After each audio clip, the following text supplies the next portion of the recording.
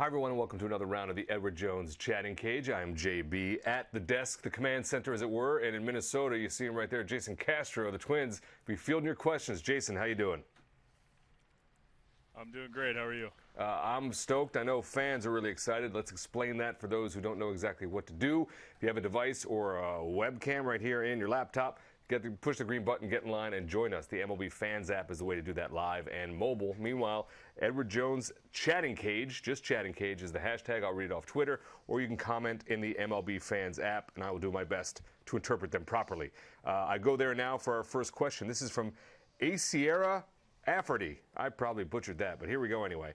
Jason, my son Rylan is a catcher for his Little League team. What is your best advice for young, aspiring catchers? Probably best advice for young catchers: work on catching the ball, work on receiving, being soft with your hands, and incorporating as many drills with that as possible. Learn the proper techniques for blocking, and it's really just about getting repetitions to try to get as comfortable as you can doing that. There you have it. Just like that, folks. Great insight from Jason for the young catchers. We know kids are out there paying attention. Depends on what coast you're on about whether or not you're in school on mobile. But join us here in the Chatting Cage like this, fan. What's your name? What's your question for Jason Castro? Hi, Jason. My name is Nick from New York, and my question for you is, how hard is it to manage a major league pitching staff? It's a great question, Nick.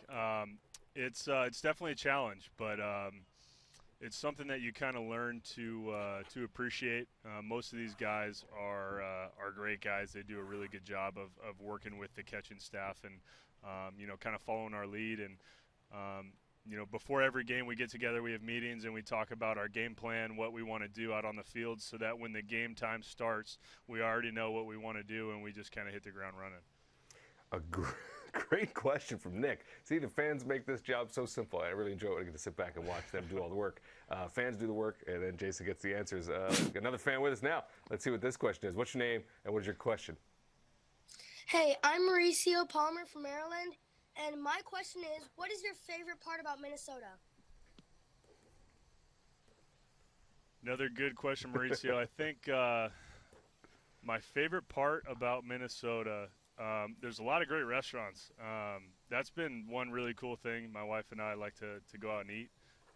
And surprisingly, the weather has been great so far. So let's hopefully keep that going. And we're enjoying the warm weather here in the early season. Another great question from a fan. The fans bringing it here in the Edward Jones Chatting Cage. We always enjoy that. The hashtag is Chatting Cage. If you can't get to a device like those fans to join us in the question, we keep the excellent questions coming. This one has been pre-formulated for scientific excellence. It's the EDJ question of the day. Jason, what do you dream about accomplishing before your career is over? I think that's pretty easy, and I think most baseball players would probably say the same thing, but my goal before my career is over is to win a World Series, and I think that's every player's dream. The competitive spirit is strong with everyone that steps on the field, and that's the number one goal, is to be a world champion. All right, that is the answer to the EDJ question of the day from Jason Castro. I go back now to the MLB Fans app. Folks, be a part of the show. Push the button and get in line. Sir John 23 wants to know, and we talked about obviously what your dreams are on the field and the excellence that you exhibit there, but we also know you're a tremendous man of the community as well. And Sir John wants to know, Jason, are you still linked to Castro's Kids, although it's located in Houston?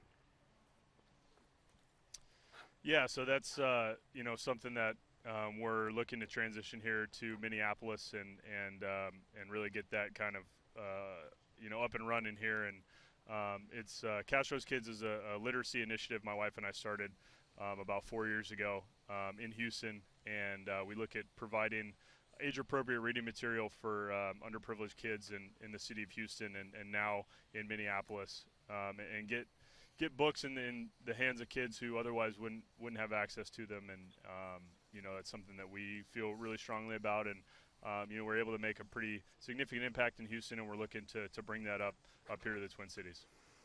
That is awesome to hear and exciting for the Minnesota community as well, for the Twins area community. I'm sure they're stoked about that. Congratulations on the success in Houston. I'm sure it'll be a huge success up in the north as well. And we certainly appreciate you doing that work.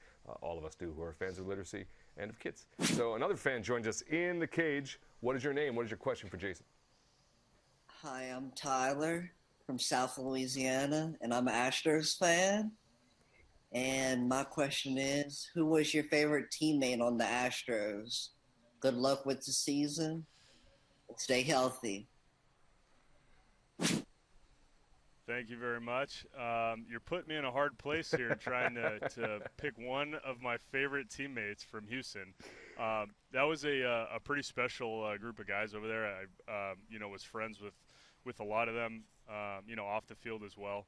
I kind of came up with Dallas Keuchel through some of the minor leagues. We played in the Arizona Fall League together and stuff, and we spent a lot of time off the field. But, I got really close with a lot of those guys. Colin McHugh's a great guy, and, to have guys like George Springer and a number of other guys in the clubhouse just make it it was a fun, atmosphere. And I thought that probably played into how we played on the field as well. And, so a great group of guys over there. And I wish them, all the luck this year and to have good years. All right. Tyler putting you on the spot there, but he did it so politely. You had no choice but to answer. That's what happens, folks. Exactly. Yeah. Find that balance. You can get good questions in there. I go back now to some great questions here on the MLB Fans app. It's a pretty solid one for a catcher, and it's always fun to find out. Baseball is Life wants to know, Jason, which pitcher in your career has hurt your hand the most? Ooh. There have been a number over the years, but I think just most recent in my mind, I got to catch Ken Giles last year. Obviously, hard-throwing right-hander.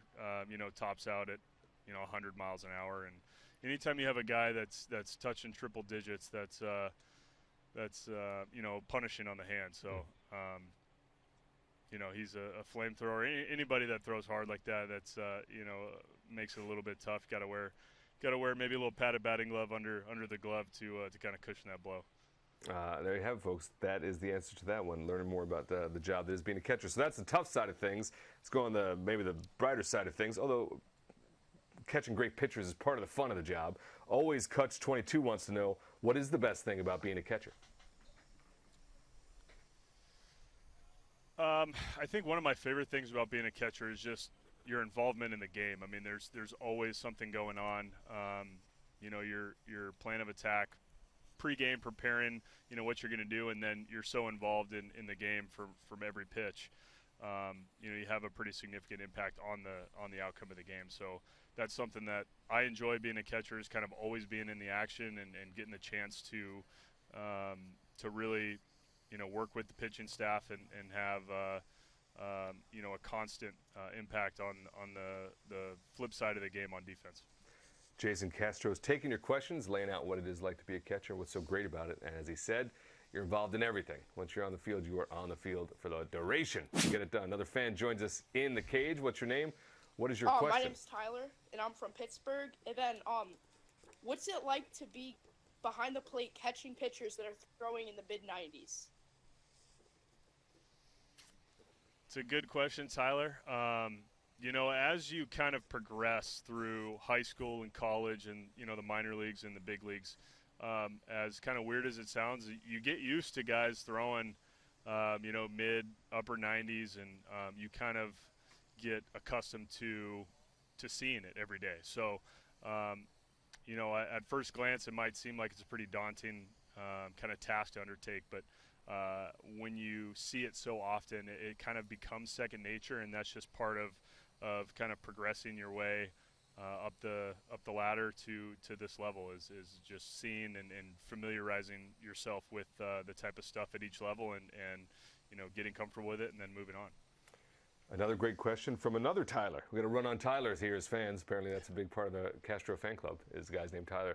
This is the Edward Jones chatting cage. I am JB. That is Jason Castro, catcher for the Minnesota Twins. And a fan has joined us. What's your name? And what is your question? My name is Jack, and I'm from Cincinnati. Who is the hardest pitcher you've ever faced, and why? Ooh. I think for me, one of the hardest pitchers that I've faced is, and luckily I can say this, I don't think I'm the only one that thinks this, but Max Scherzer is probably one of the tougher guys that I've faced. Just his ability to really throw anything at any time with some plus velocity is definitely an uncomfortable at bat. He's capable of pitching out there instead of just throwing, and so he's smart about what he's trying to do and how to get you out. So he's one of the guys that I've had trouble with in my career. All right, Max Scherzer, an answer there, and I think we might have consensus. A few other guys step in the cage to have an answer like that. Good question from Jack, a fan. Before we say goodbye, one more question. We'll go back to the MLB Fans app before we have to send Jason on his way. This one sort of sums up, I don't know, maybe the approach and your evolution into the career. Rain_22 wants to know, Jason, from all the positions baseball that has, what made you choose to become a catcher? Like I kind of talked about in my previous answer, I like being involved in just all the action of the game. I started catching at a young age. I played some other positions as well. I played, in Little League, I played some middle infield and that sort of thing. I played first base actually my first 2 years in college, but I was always a catcher also, and I enjoyed that part of it. So I was drafted as a catcher and played my whole professional career as a catcher, and what drew me is just that involvement of being in the action every pitch and having a little bit more of an impact on the game, having to deal with the pitchers and handle a staff and those sorts of things. There you have it, folks. Great questions all throughout the chatting cage, and as we see, Jason Castro likes to be in the mix, as he was in the mix here in the cage. Did you have a good time? We always like to find out how you did with the fans. Feel solid? I did. It was some really solid questions. Yeah, it was great. We appreciate the fans, Jason. We appreciate you for your time today. Get back, get busy. We know you got a lot of work to do this season, and best of luck throughout the year. All right. Thank you. Thanks for having me. And then fans, as always, I'd like to thank you. You are the engine that makes this show go. We'll see you the next time we start throwing pitches. The Edward Jones Chatting Cage.